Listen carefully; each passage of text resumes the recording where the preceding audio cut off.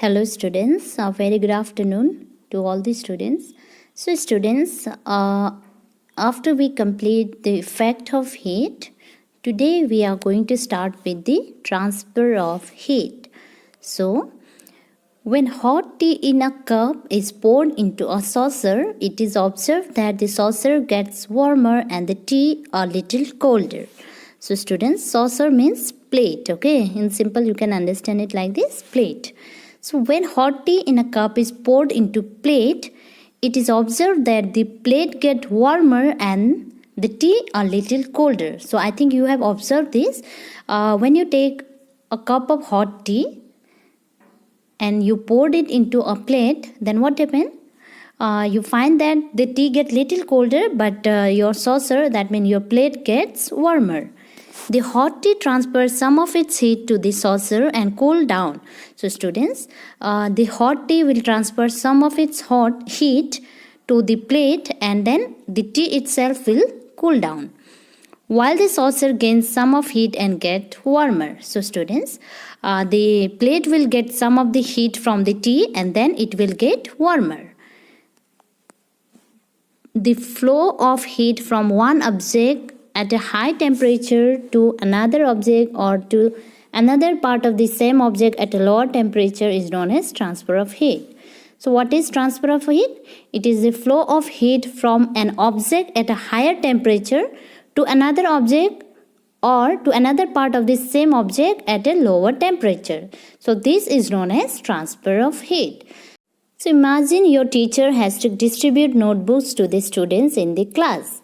He or she can do it in the three ways. So students, the first way is he or she can hand over the notebook to the first student and ask him or her to pass it to the next student.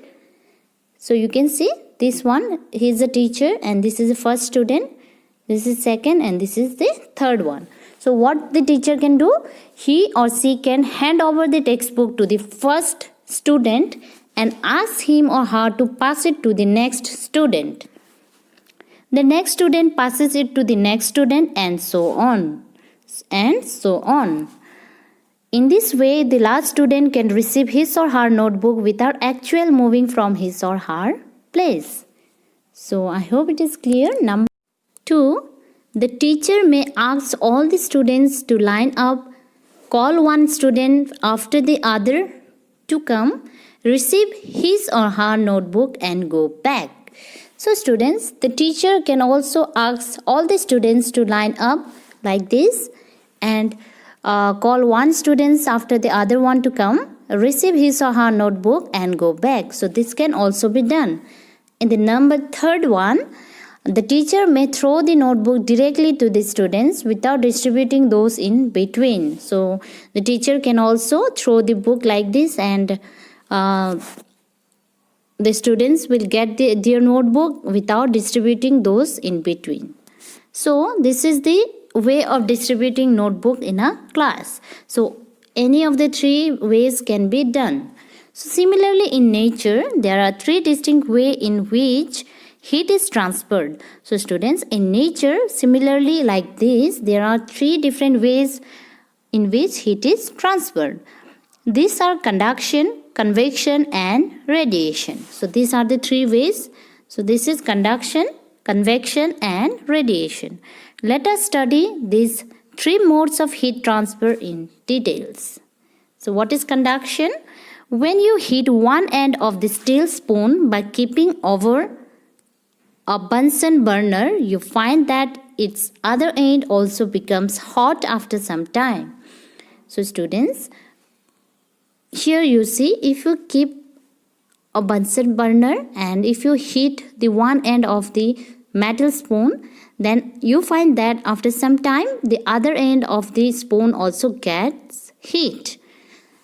In this case, heat is transferred from the hot end of the spoon to its cold end by conduction. So students, in this process we can say the heat has been transferred from the hot end to the cold end, from here to this way.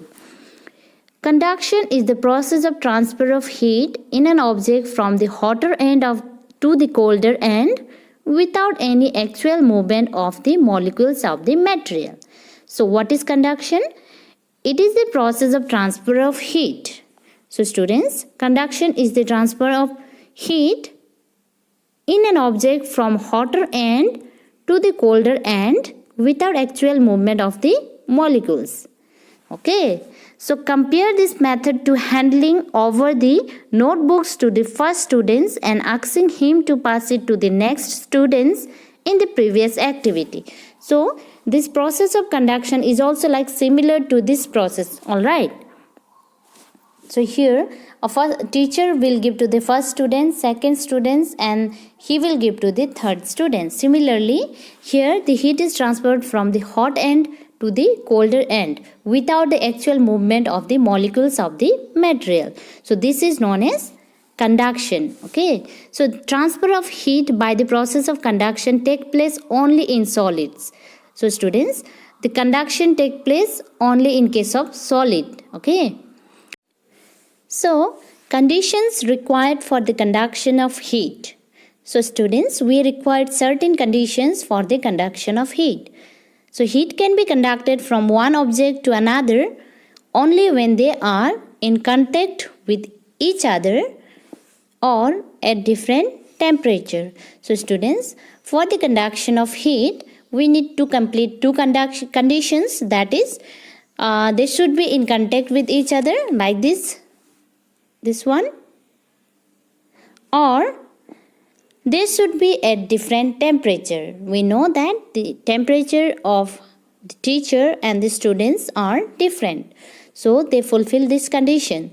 And you can see they are also in contact with each other, this one and this one, and they are also at different temperature. So this is also at different temperature. Okay, so from this point we come to know that conduction required certain conditions, and we also come to know about the two different conditions. So students, now we are going to perform activity 4 to show that heat travels through solids by conduction. So the things that are needed are a flat copper rod, wax, an iron stand, iron nails, and a Bunsen burner. So students, all these things are required in order to perform this activity. So you see, this is a Bunsen burner, iron nail is required, copper rod is required, and an iron stand. All these things are required in order to perform this activity. So method goes like this. Take a flat copper rod and fix some small iron nails at equal gaps on it with the help of some molten wax.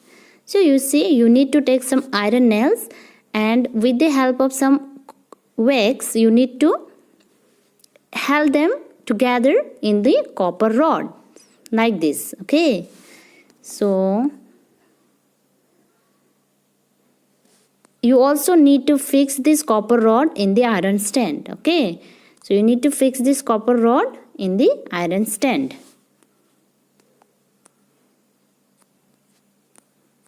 Next is this copper rod along with its iron nail is clapped to the iron stand as shown in figure 4.11. So you see, here it is said that this iron nail is clapped with the iron stand and a copper rod together. Now heat the free stand of the copper rod by keeping a Bunsen burner below it.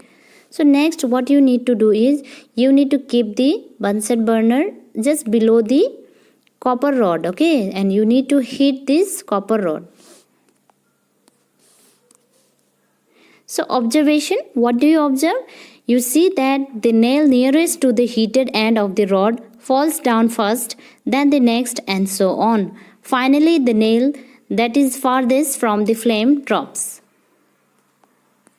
So what you observe is, after heating this copper rod, you find that the nail that is nearest to the Bunsen burner will fall down first, and then the second one, and then the third one, and the last one will fall down at the end. Okay, So, what is the reason?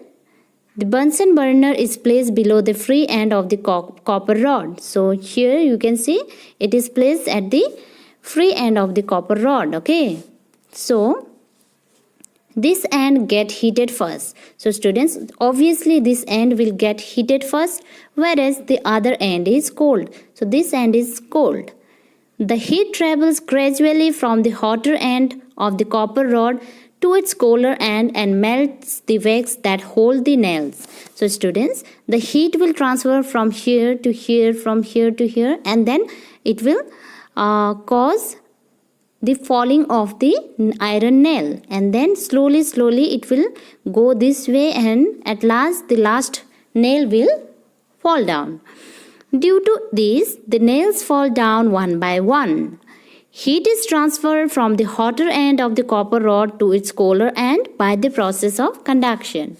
So students, heat is transferred from the hotter end to the colder end, and this process is known as conduction. So what is the conclusion? Heat travels through solids by conduction. So I hope this activity is helpful for you. I hope you understood it well. Now we are moving on to the next topic, that is good and bad conductors of heat. So take hot water in a beaker. So students, you need to take hot water in a beaker. So collect some articles such as steel spoons, a plastic scale, a pencil, and a divider. So you need to collect all these articles like the spoon, plastic scale, pencil, and a divider. Dip one end of each of these articles in hot water as shown in figure 4.12. So you need to dip the one end of pencil, divider, scale, and a spoon. So after a few minutes, touch the other end of each article. So students, after a few minutes, you need to touch the other end of each of the articles. You observe the following. So students, what you observe is the steel spoon and the divider get hot. So students, the steel spoon and this divider will get hot. Both are made up of metals. So students, steel spoon and the divider are made up of metals. They allow heat to pass through them. They are conductors. So students, as they allow heat to pass through them, so they get hot and they are known as conductors. Number 2, the plastic scale and the pencil do not get hot. The scale is made up of plastic, whereas the pencil is made up of wood. Both plastic and wood do not allow heat to pass through them. They are known as insulators. So students, the materials that allow heat to pass through them quickly are called good conductor of heat. So students, those materials which allow heat to pass through them are known as good conductor of heat. All the metals like the silver, copper, aluminium, iron, and alloys, mixture of two or more metals or metals and some non-metals are known as alloys. So students, all the metals like the silver, copper, aluminium, iron, and alloys like brass and stainless steel are good conductor of heat. So all these materials are good conductor of heat, which means that they allow heat to pass through them. Okay.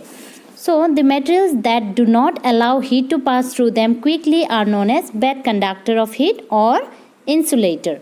So students, the materials which do not allow heat to pass through them quickly are known as bad conductor of heat, and they are also known as insulators.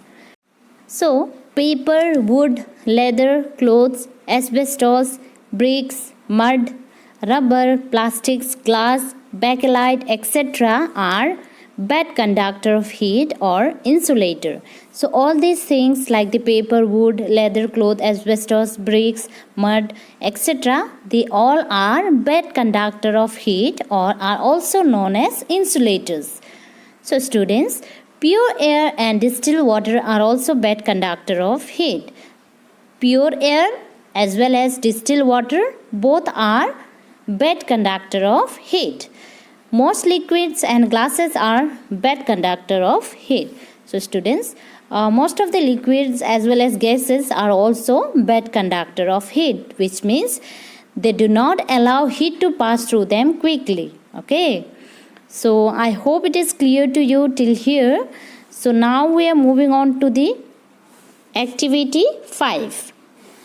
To show that pure water is a bad conductor of heat. So students, we need to perform an activity to show that pure water is a bad conductor of heat. For that we required certain things, that is distilled water, which is pure water, an ice cube, a wire gauze, a test tube holder, a boiling tube and a Bunsen burner.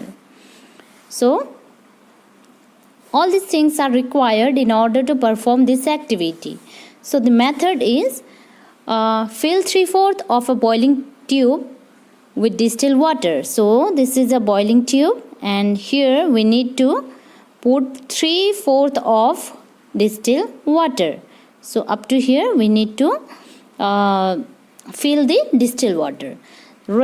So wrap a piece of ice cube in a strip of wire gauze and put it into the boiling tube. So students, you need to take a strip of wire gauze and you need to put a piece of ice cube and then you need to wrap it, and after wrapping it properly you need to put it inside the boiling tube. Now tilt the boiling tube and heat it near its mouth with the help of a Bunsen burner until the water starts boiling.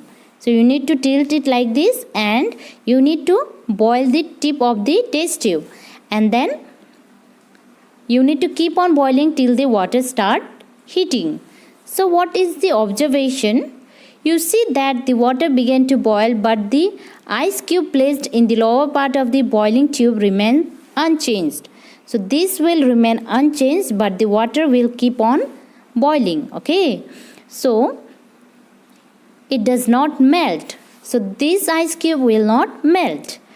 It shows that heat from the upper part of the water has not reached its lower part. So students, so from here the heat haven't reached till here. So the conclusion is that thus we conclude pure water is a bad conductor of heat. So students, from here we can understand that pure water is a bad conductor of heat. How?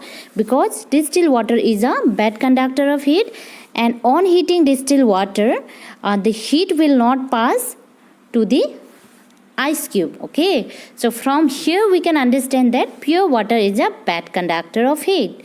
So I think it is clear to you till here. With this we complete today's part. I hope it is clear. If you have any kind of doubt, feel free to ask. Thank you and have a good day.